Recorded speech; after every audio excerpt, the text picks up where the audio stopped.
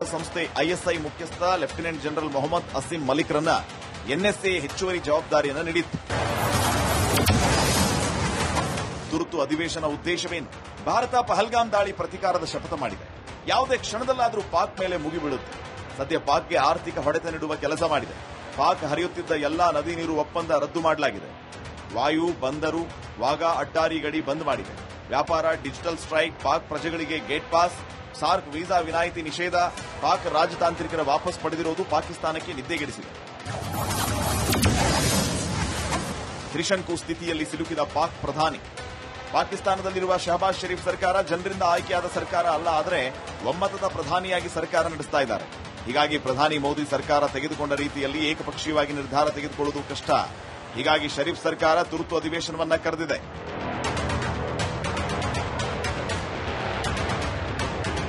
ಭಾರತ ತೆಗೆದುಕೊಂಡ ಕಠಿಣ ನಿರ್ಧಾರಗಳ ನಂತರ ಪಾಕಿಸ್ತಾನವು ಪ್ರತಿ ರಾತ್ರಿ ಎಲ್ಒಸಿಯಲ್ಲಿ ಕದನ ವಿರಾಮವನ್ನು ಉಲ್ಲಂಘಿಸ್ತಾ ಇದೆ.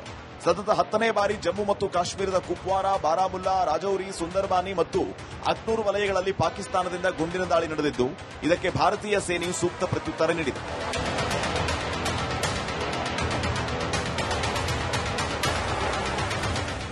ಹೀಗಾಗಿ ಪಾಕಿಸ್ತಾನದಲ್ಲಿ ಭಯದ ಮಟ್ಟ ಎಷ್ಟಿದೆ ಅಂದ್ರೆ ಅಲ್ಲಿನ ಜನಪ್ರತಿನಿಧಿಗಳು, ಸೇನಾ ಮುಖ್ಯಸ್ಥರು ವಿದೇಶಕ್ಕೆ ಪಲಾಯನ ಮಾಡ್ತಾ ಇದ್ದಾರೆ. ಹೀಗಾಗಿ ಪ್ರಧಾನಿ ಶಹಬಾಜ್ ಶರೀಫ್ ಸರ್ಕಾರ ರಾತ್ರೋರಾತ್ರಿ ಅಧಿವೇಶನ ಕರೆದಿದ್ದು, ಭಾರತದ ವಿರುದ್ಧ ಮುಂದಿನ ಹೋರಾಟದ ಬಗ್ಗೆ ವಿಪಕ್ಷ ನಾಯಕರ ಜೊತೆ ಚರ್ಚೆ ಮಾಡಿ ಸೂಕ್ತ ನಿರ್ಧಾರ ತೆಗೆದುಕೊಳ್ಳಲಿದ್ದಾರೆ. News desk, republic Kannada. ಕುಡಿಯೋಕೆ ಸಿಂಧು ನದಿ ನೀರು ಬೇಕು, ಸಾಯೋಕೆ ಮಾತ್ರ ಹಿಂದೂಗಳು ಬೇಕು. ಇದು ಪಾಕಿಸ್ತಾನದ ಒನ್ ಲೈನ್ ಅಜೆಂಡಾ ಅನ್ಸುತ್ತೆ. ಆದ್ರೀಗ ಪಾಕಿಸ್ತಾನ ಕೈಗೆ ಹಿಂದೂಗಳು ಸಿಗ್ತಾ ಇಲ್ಲ, ಕುಡಿಯೋದಕ್ಕೂ ಸಿಂಧು ನದಿ ನೀರು ಸಿಗ್ತಾ ಇಲ್ಲ.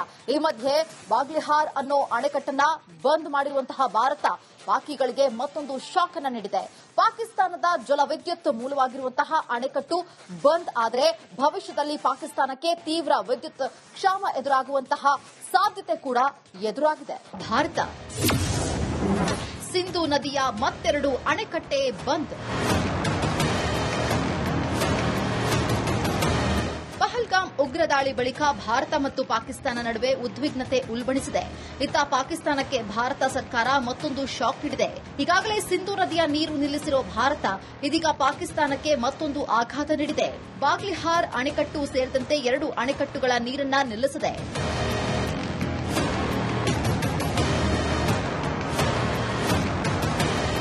ಭಾರತವು ಚಿನಾಬ್ ನದಿಯ ಬಾಗ್ಲಿಹಾರ್ ಅಣೆಕಟ್ಟಿನ ಮೂಲಕ ನೀರಿನ ಹರಿವನ್ನ ಸ್ಥಗಿತಗೊಳಿಸಿದೆ.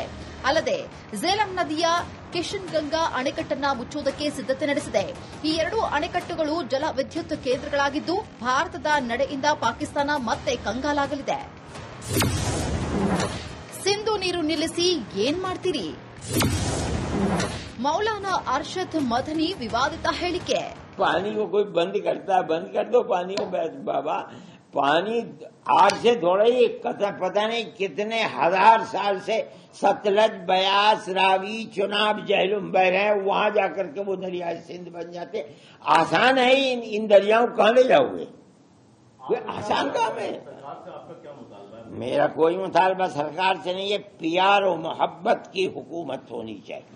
ವಿಶ್ವ ಬ್ಯಾಂಕ್ ಮಧ್ಯಸ್ಥಿಕೆಯಲ್ಲಿ ನಡೆದ ಸಿಂಧು ಜಲ ಒಪ್ಪಂದವು 1960ರಿಂದ ಭಾರತ ಮತ್ತು ಪಾಕಿಸ್ತಾನದ ನಡುವೆ ಸಿಂಧು ನದಿ ಮತ್ತು ಅದರ ಉಪನದಿಗಳ ಬಳಕೆ ನಿಯಂತ್ರಿಸುತ್ತಿದೆ.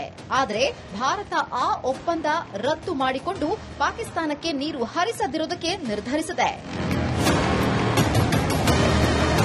News desk, republic Kannada. Pahalgam ಘಟನೆ ಬಳಿಕ ಪಾಕಿಸ್ತಾನದ ಎದೆಯಲ್ಲಿ ಢವಢವ ಶುರುವಾಗಿದೆ. ಭಾರತೀಯ ಸೈನಿಕರನ್ನ ಕಂಡು ಸಾಕ್ಷಾತ್ ಯಮರಾಜನೇ ಕಣ್ಮುಂದೆ ನಿಂತಂತಾಗಿದೆ. ಇತ್ತ ಯುದ್ಧದ ಕಾರ್ಮೋಡ ಹೆಚ್ಚಾಗ್ತಾ ಇದ್ದಂತೆ ಮುಂಬೈ ದಾಳಿಯ ರೂವಾರಿ ಹಫೀಜ್ ಸಯ್ಯದ್ಗೆ ಮತ್ತಷ್ಟು ಭದ್ರತೆ ಕೊಡಲಾಗಿದೆ. ಅಪ್ಪ ಬಿಲಾ ಸೇರಿದ್ರೆ ಇತ್ತ ಮಗ ತಲಾ ಸಯ್ಯದ್ ಹೊಸದಾಗಿ ಬಾಲ ಬಿಚ್ತಾ ಇದ್ದಾನೆ. ಆದರೆ ಐಷಾರಾಮಿ ಭದ್ರಕೋಟೆಯಲ್ಲೂ ಕೂಡ ಅಪ್ಪ ಮಕ್ಕಳಿಗೆ ಭಾರತ ಅನ್ನೋ ಪದ ಕಿವಿಗೆ ಬಿದ್ದೊಡನೆ ಬೆವರು ಕಿತ್ಕೊಳ್ತಾ ಇದೆ.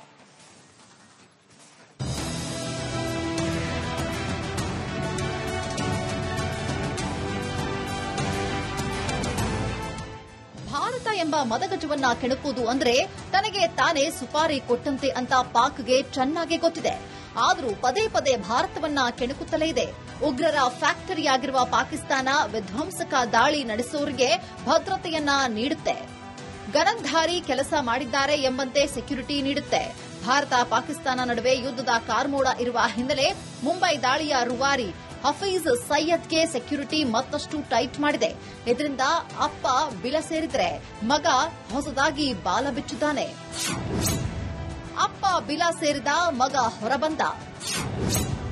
ಮತ್ತೊಂದು ದಾಳಿಗೆ ನಡೆದಿತ್ತ ಸ್ಕೆಚ್. ಹಫೀಜ್ ಭದ್ರ ಹುಡುಕಾಟ ನಡೆಸ್ತಾ ಇದೆ. ಅರಮನೆಯಂಥ ಮಹಲ್ನಲ್ಲಿ ಈ ಪಾಪಿ ಇದ್ದು ಕಾಂಪೌಂಡ್ನಿಂದ ಸುತ್ತಲೂ ಮೇಲ್ವಿಚಾರಣೆ ಮಾಡೋದಕ್ಕೆ ಡ್ರೋನ್ ಹಾರಾಟ ನಿಯೋಜಿಸಲಾಗಿದೆ. ಅಪ್ಪ ಈ ರೀತಿ ಬಿಲ ಸೇರಿದ್ರೆ ಮಗ ತಲ್ಹಾ ಸಾಹಿದ್ ಬಾಲ ಬಿಚ್ಚಿದ್ದಾನೆ. Talha Sahid dangerous plan. ಹಫೀಜ್ ಸಯೀದ್ಗೆ ಹೈ ಸೆಕ್ಯೂರಿಟಿ ನೀಡಿದ ಬೆನ್ನಲ್ಲೇ ಮಗ ತಲ್ಹಾ ಸಾಹಿದ್ ಆಕ್ಟಿವ್ ಆಗಿದ್ದಾನೆ. ಲಷ್ಕರ್ ಟಾಪ್ ಕಮಾಂಡರ್ಸ್ ಜೊತೆ ತಲ್ಹಾ ಸಭೆ ನಡೆಸಿ ಭಾರತದ ವಿರುದ್ಧ ಹೋರಾಟ ಕುರಿತು ರಣತಂತ್ರ ನಡೆಸಿದ್ದ. ದಾಳಿ ನಡೆಸುವುದಕ್ಕೆ ಹೊಸ ಯುವಕರನ್ನ ಸೇರಿಸಿಕೊಳ್ಳುವ ಪ್ಲಾನ್ ಮಾಡಿದ್ದ. ಭಾರತದಲ್ಲಿ ದೊಡ್ಡ ಮಟ್ಟದಲ್ಲಿ ದಾಳಿ ನಡೆಸುವುದಕ್ಕೆ ತಂತ್ರ ರೂಪಿಸಿದ. ಐಎಸ್ಐಗೂ ದಾಳಿಯ ಕುರಿತು ಮಾಹಿತಿ ನೀಡಿದ್ದ. ಇದಕ್ಕೆ ಲಷ್ಕರ್ಗೆ ಎಲ್ಲಾ ರೀತಿಯ ಸಹಾಯಕ್ಕೆ ನಿಂತ ಐಎಸ್ಐ. ಹೀಗೆ ಭಾರತದಲ್ಲಿ ಅತಿ ದೊಡ್ಡ ದಾಳಿಗೆ ತಲ್ಹಾ ಸಾಹಿದ್ ಪ್ಲಾನ್ ಮಾಡಿದ್ದ.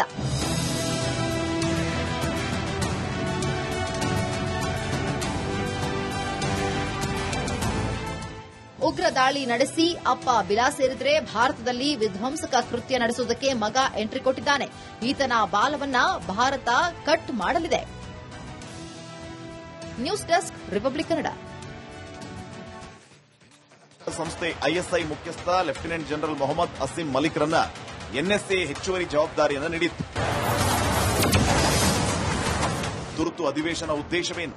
ಭಾರತ ಪಹಲ್ಗಾಮ್ ದಾಳಿ ಪ್ರತೀಕಾರದ ಶಪಥ ಮಾಡಿದೆ. ಯಾವುದೇ ಕ್ಷಣದಲ್ಲಾದರೂ ಪಾಕ್ ಮೇಲೆ ಮುಗಿಬೀಳುತ್ತೆ. ಸದ್ಯ ಪಾಕ್ಗೆ ಆರ್ಥಿಕ ಹೊಡೆತ ನೀಡುವ ಕೆಲಸ ಮಾಡಿದೆ. ಪಾಕ್ ಹರಿಯುತ್ತಿದ್ದ ಎಲ್ಲಾ ನದಿ ನೀರು ಒಪ್ಪಂದ ರದ್ದು ಮಾಡಲಾಗಿದೆ. ವಾಯು, ಬಂದರು, ವಾಗಾ, ಅಟ್ಟಾರಿ ಗಡಿ ಬಂದ್ ಮಾಡಿದೆ.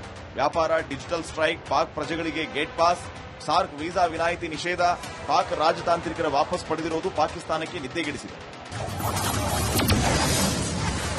ತ್ರಿಶಂಕು ಸ್ಥಿತಿಯಲ್ಲಿ ಸಿಲುಕಿದ ಪಾಕ್ ಪ್ರಧಾನಿ. ಪಾಕಿಸ್ತಾನದಲ್ಲಿರುವ ಶಹಬಾಜ್ ಶರೀಫ್ ಸರ್ಕಾರ ಜನರಿಂದ ಆಯ್ಕೆಯಾದ ಸರ್ಕಾರ ಅಲ್ಲ, ಆದರೆ ಒಮ್ಮತದ ಪ್ರಧಾನಿಯಾಗಿ ಸರ್ಕಾರ ನಡೆಸ್ತಾ ಇದ್ದಾರೆ. ಹೀಗಾಗಿ ಪ್ರಧಾನಿ ಮೋದಿ ಸರ್ಕಾರ ತೆಗೆದುಕೊಂಡ ರೀತಿಯಲ್ಲಿ ಏಕಪಕ್ಷೀಯವಾಗಿ ನಿರ್ಧಾರ ತೆಗೆದುಕೊಳ್ಳುವುದು ಕಷ್ಟ. ಹೀಗಾಗಿ ಶರೀಫ್ ಸರ್ಕಾರ ತುರ್ತು ಅಧಿವೇಶನವನ್ನ ಕರೆದಿದೆ.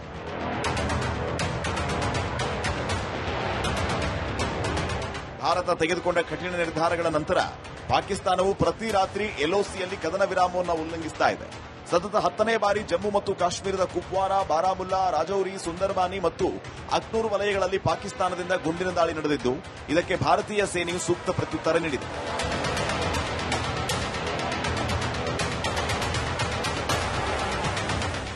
ಹೀಗಾಗಿ ಪಾಕಿಸ್ತಾನದಲ್ಲಿ ಭಯದ ಮಟ್ಟ ಎಷ್ಟಿದೆ ಅಂದ್ರೆ ಅಲ್ಲಿನ ಜನಪ್ರತಿನಿಧಿಗಳು, ಸೇನಾ ಮುಖ್ಯಸ್ಥರು ವಿದೇಶಕ್ಕೆ